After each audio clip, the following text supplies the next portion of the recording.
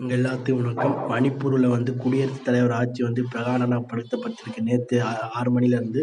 So இது வந்து மிக தாழ்ந்த ஒரு நேரம் கலந்து அப்படின்னா அந்த முதலமைச்சர் பாஜகவை சார்ந்த முதலமைச்சர் பைரன் சிங் தன் ராஜினாமா கடிதத்தை கொடுத்துட்டார் ஆளுநர்கிட்ட. அதனால குடியரசுத் தலைவர் ஆட்சி வந்து அங்கே இது பண்ண போகுது. அதுவும் இன்டைரக்டான ஒரு மத்திய அரசு ஆட்சி மாதிரி தான். மணிப்பூர் குக்கி சமூக மக்கள் பெரும்பான்மையாக இருக்காங்க. மைத்திரி சமூக மக்களும் பெரும்பான்மையாக இருக்கிறாங்க.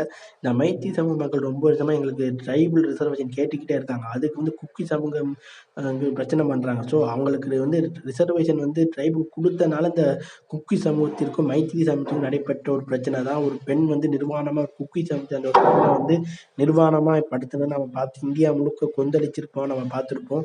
ஸோ இந்த பிரச்சனை ரொம்ப வருஷமாக 2 வருஷமாக நடந்துக்கிட்டே இருந்தது. ஸோ இதுக்கு ஒரு தீர்வாக வந்து இப்போ ஒரு மருந்து மாதிரி குடியரசுத் தலைவர் ஆட்சியை கொண்டு வந்திருக்காங்க. ஸோ இன்னும் இந்த பிரச்சனை தீருமா தீராதா நம்ம பொறுமையாக இருந்து பார்த்து தான் ஆகணும். இந்த மக்கள் 2 சமூக மக்கள் ஒற்றுமையாக வாழ தான் ஆசைப்படுறேன். ஒற்றுமை வரணும்னு சொல்லி என் வீடியோ நான் முடிச்சுக்கிறேன். பாய் பாய்.